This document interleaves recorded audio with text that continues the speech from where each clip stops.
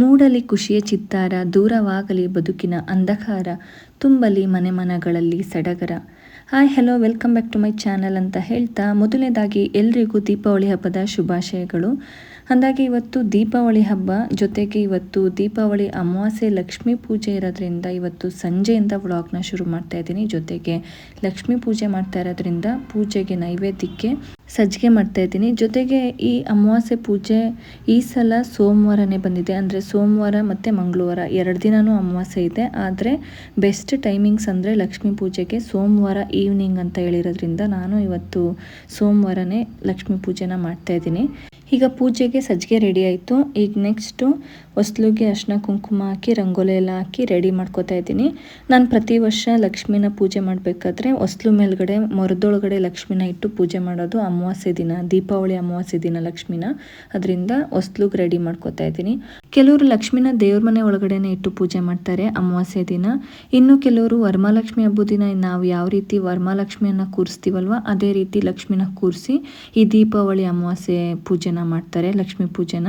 ಅದೇ ರೀತಿ ಇನ್ನು ಕೆಲವರು ಹೊಸ್ಲು ಮೇಲ್ಗಡೆ ಮರದೊಳಗಡೆ ಲಕ್ಷ್ಮಿನ ಇಟ್ಟು ಪೂಜೆ ಮಾಡ್ತಾರೆ. ಅದೇ ರೀತಿ ನಾನು ಅಷ್ಟೇ ಮರದ ಮೇಲೆ ಲಕ್ಷ್ಮಿನ ಪ್ರತಿಷ್ಠಾಪನೆ ಮಾಡಿ ಅದನ್ನು ಹೊಸ್ಲು ಮೇಲ್ಗಡೆ ಇಟ್ಟು ಪೂಜೆ ಮಾಡ್ತೀನಿ.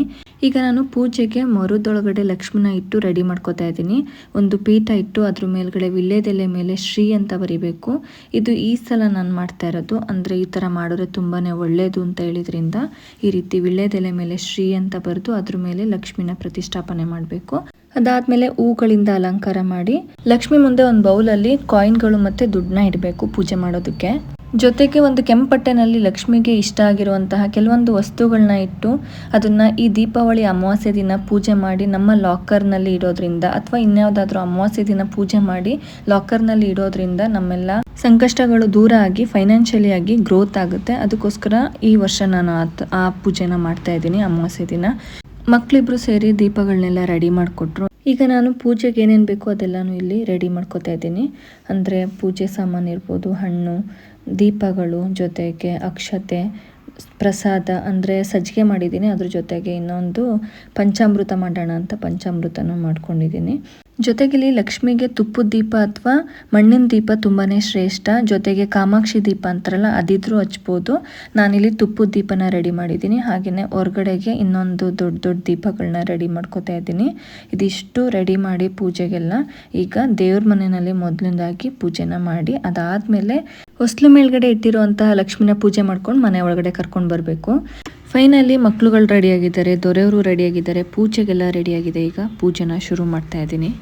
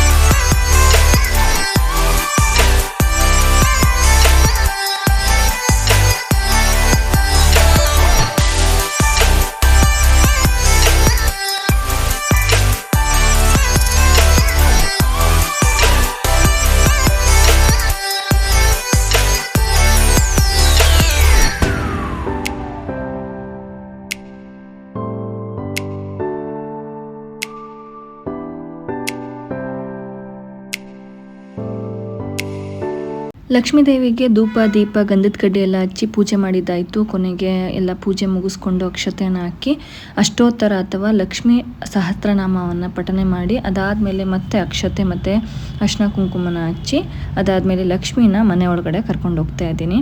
ಈ ರೀತಿ ನಾನು ಪ್ರತಿ ವರ್ಷವೂ ಮಾಡ್ತಾ ಇದ್ದೀನಿ. ಇದು ನನ್ನ ಚಿಕ್ಕತ್ತೆ ಹೇಳ್ಕೊಟ್ಟಿದ್ದು, ಈ ರೀತಿ ಮಾಡಬೇಕು ದೀಪಾವಳಿ ಅಮಾವಾಸ್ಯೆ ದಿನ ಲಕ್ಷ್ಮೀ ಪೂಜೆನ ಅಂತ. ಅದನ್ನು ನಾನು ಅದೇ ರೀತಿ ಫಾಲೋ ಮಾಡ್ಕೋತಾ ಬರ್ತಾ ಇದ್ದೀನಿ. ಈಗ ನಾವು ಲಕ್ಷ್ಮಿನ ಕರ್ಕೊಂಡು ಬಂದು ದೇವ್ರ ಮನೆ ಒಳಗಡೆ ಇಡಬೇಕು.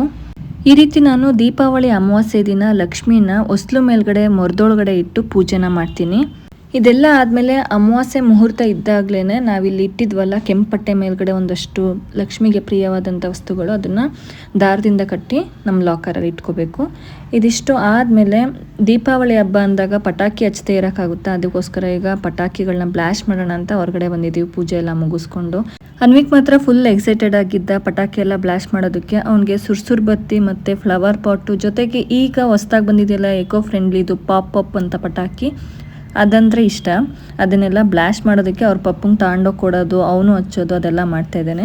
ಗ್ರೀಷ್ಮಗೆ ಸುರ್ಸುರ್ ಬತ್ತಿ ಒಂದೇ ಇಷ್ಟ, ಯಾಕೆಂದರೆ ಅವ್ನಿಗೆ ಒಂದು ಸ್ವಲ್ಪ ಪಟಾಕಿ ಅಂದರೆ ಭಯ. ಆಲ್ರೆಡಿ ನಾನು ಲಾಸ್ಟ್ ಇಯರ್ ವ್ಲಾಗಲ್ಲೇ ಹೇಳಿದ್ದೀನಿ, ಅವಳಿಗೊಂದ್ಸಲ ಚಿಕ್ಕ ವಯಸ್ಸಲ್ಲಿ ಕೈಗೆ ಸುಟ್ಕೊಂಡಿದ್ಲು ಪಟಾಕಿಲಿ. ಅದಕ್ಕೋಸ್ಕರ ಅವಳು ಈಗಲೂ ಪಟಾಕಿ ಎಲ್ಲ ಬ್ಲಾಸ್ಟ್ ಮಾಡೋದಕ್ಕೆ ಅಷ್ಟು ಇಷ್ಟಪಡೋದಿಲ್ಲ. ಅದ್ರ ಬದಲು ದೀಪ ಎಲ್ಲ ಹಚ್ಚೋದಕ್ಕೆ ಇಷ್ಟ. ಅವಳಿಗೆ ಡಿಸೈನಾಗಿ ದೀಪಗಳನ್ನ ಮಾಡೋದು ಅಥವಾ ಡೆಕೋರೇಷನ್ ಮಾಡೋದು ಆ ಥರ ಇಷ್ಟಪಡ್ತಾಳೆ. ಈ ರೀತಿ ನಾವು ನರಕ ಚತುರ್ದಶಿ ದಿನ ದೀಪಾವಳಿ ಅಮಾವಾಸ್ಯೆ ದಿನ ಲಕ್ಷ್ಮೀ ಪೂಜೆನ ಮಾಡಿದ್ವಿ ಅಂತ ಹೇಳ್ತಾ ಇದಿಷ್ಟು ಇವತ್ತಿನ ವ್ಲಾಗ್ ಆಗಿತ್ತು. ಈ ವ್ಲಾಗ್ ನಿಮ್ಮೆಲ್ಲರಿಗೂ ಇಷ್ಟ ಆಗಿರುತ್ತೆ ಅಂತ ಅಂದ್ಕೊಳ್ತೀನಿ. ಇಷ್ಟ ಆಗಿದ್ರೆ ಲೈಕ್ ಮಾಡಿ, ಜೊತೆಗೆ ಯಾರೆಲ್ಲ ನನ್ನ ಚಾನಲ್ನ ಸಬ್ಸ್ಕ್ರೈಬ್ ಮಾಡದೆ ವಿಡಿಯೋ ನೋಡ್ತಿರ್ತೀರಾ ಅವರೆಲ್ಲರೂ ಸಬ್ಸ್ಕ್ರೈಬ್ ಮಾಡಿಕೊಂಡು ನನ್ನ ಚಾನಲ್ಗೆ ಸಪೋರ್ಟ್ ಮಾಡಿ ಅಂತ ಕೇಳ್ಕೊಳ್ತೀನಿ. Thank you for watching.